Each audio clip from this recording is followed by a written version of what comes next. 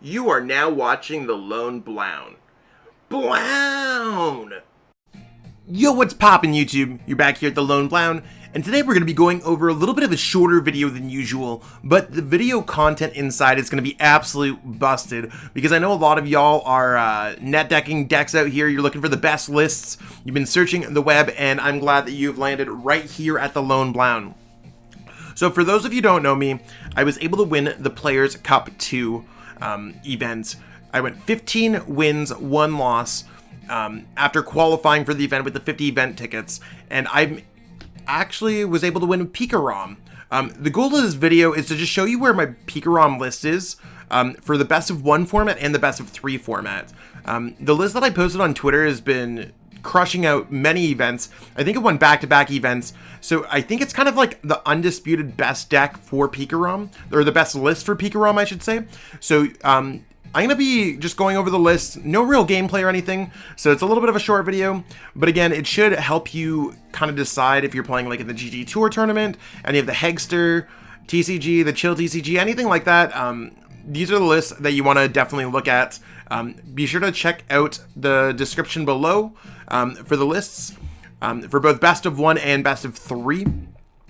And yeah, feel free to go to PTCGO plug in code ZLassage. You can save 5% on your next order of codes. And again, that's in the description too. We're trying to get to 1,000 subs on this channel, so help hype it up, share this video, retweet it, whatever you want to do. And make sure you're hitting the subscribe and the thumbs up. Any little bit helps here. Let's jump into the peak best of 1 list. So this is my current best of 1 list, and it's slightly different than my Players Cup 2 winning list, and even different than the list that I had that was updated after the Players Cup. Basically how this list has changed for my Players Cup 2 deck is I cut the Vikavolt V and I cut the Team Yellgrunts.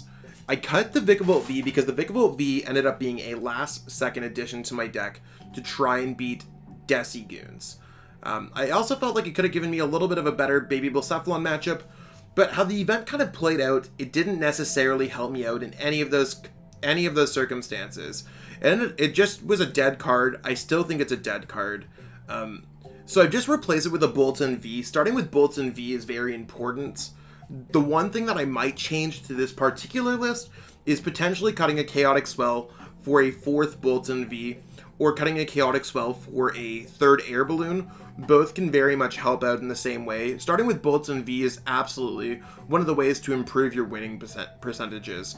I also cut I cut the Team Yellgrunt for a Professor's Research. I want the deck to be more consistent in best of 1. You don't have as many opportunities as you do.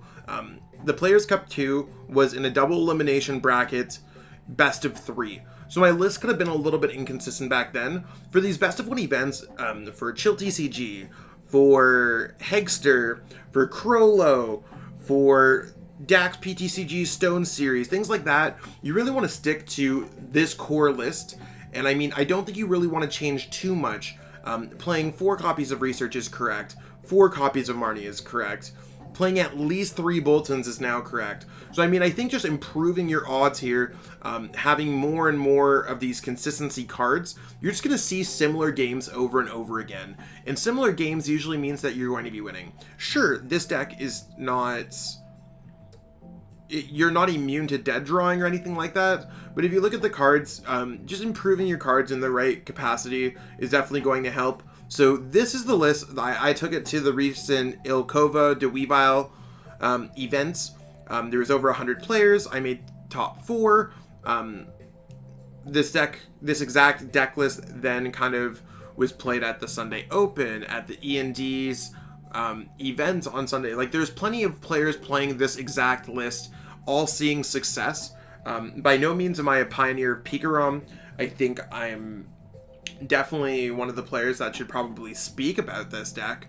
But this deck's absolutely on a tear. This is the most ideal list that you can come up for best of 1. Again, maybe a change cutting a Chaotic Swell depending on the metagame, but beyond that, the 59 cards is correct at this current moment in the metagame. That could change in the future. I'll probably update it if it comes to that, but this would be a great deck to play for any of your upcoming events.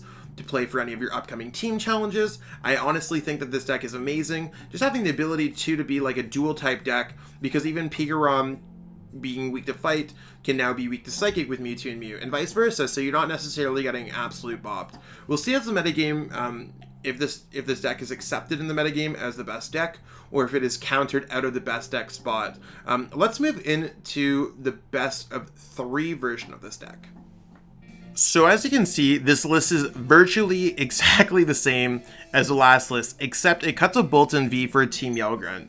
Now you may be like, why wouldn't you play Team Yellgrunt in best of 1, Zach? Well, the answer is we don't really have too much time in a best of 1 format to deny our opponents of energies, whereas Team Yellgrunt, at the cost of a Boltund, you can kind of deny your opponent energies, which will be helpful in more, like, you just need to have more options in best of 3 in order to see a little bit more success. Boltund V, you have a better chance of just being able to naturally find it in a series of 3 games or up to 3 games instead of just playing any particular 1 game. So I mean, I think the Team Yellgrunt edition is amazing. I totally love playing it at the Players Cup 2.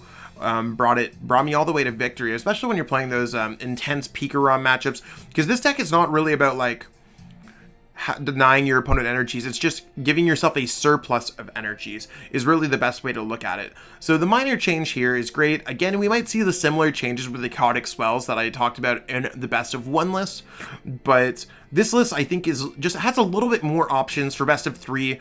I do think that Team Yellgrunt's fine, but also if you want to play the best of 1 list in the best of 3 and just want to have a little bit more of a consistent list, there's not really any inherent issues with that either. So all I recommend is just like, between these 2 lists, you can see kind of where my changes are at for my Players Cup 2 winning deck. Both of these lists are in the description below, and if you're missing any cards, feel free to go to PTCGO plug in code ZLASAGE to save 5% on your order of codes.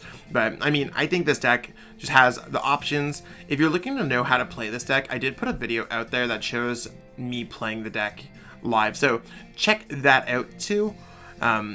Let's wrap it up over here. So as you can see, we got the peak lists all updated. That's where we're at right now for peak in the format. I don't see there being any major ideas coming. I mean, sure, I've thought of things like Mega Lopunny in the deck. I've thought of adding the 4th Boltund, playing around with the Chaotic Swell count. The deck is just so cemented and has so many games under its belt, so many wins under its belt, that it's absolutely, it's just kind of compounded to this right now. Taking from the original success of my group's playtesting into seeing how Mike Fouché was able to do well at our first like big online Pokemon event in a while, and then my win at the Players Cup 2 mixed with online events after that. I mean, I don't really see there being much of a reason to change anything, but feel free to let me know in the comments below if you have any cool PikaRom changes or any kind of things. Crushing Hammers is necessary in the deck right now. That's just a fact. Unfortunately, anyone telling you otherwise is probably just a little bit off the track right now in terms of the metagame, or they might be a little bit biased towards their own success. But I mean, it's one of those things where, again, let me know in the comments. I'm totally down to just have a fair, open discussion about anything going on with this deck or any other deck. And if you like this video, be sure to give it a thumbs up and subscribe to the channel as well. I'm trying to think if there's going to be much more content coming out, because we're Wednesday now, or at least Wednesday here, close to Toronto, and yeah, tomorrow's the 24th, so I'm trying to see, maybe there'll be an upload, maybe there won't be. It depends on how busy I am with the holidays. Here in Canada, we're dealing with new lockdown procedures, so I'm just hoping that everyone stays safe around the world. And if I don't upload something until the end of things, happy holidays, everyone. If not, I'm just going to continue to say happy holidays. Be kind to each other. Have yourself a great day. Thanks so much for watching. Peace out. Really hope that you enjoyed watching that video. I totally enjoyed making it. If you enjoyed it, be sure to like the video, share the video with everyone that you know, and subscribe to the channel as well. Totally appreciate all the support. We got a lot of cool things happening on the channel, so stay tuned for more. Be sure to check out the social links in the description. Thanks and have yourself a great one.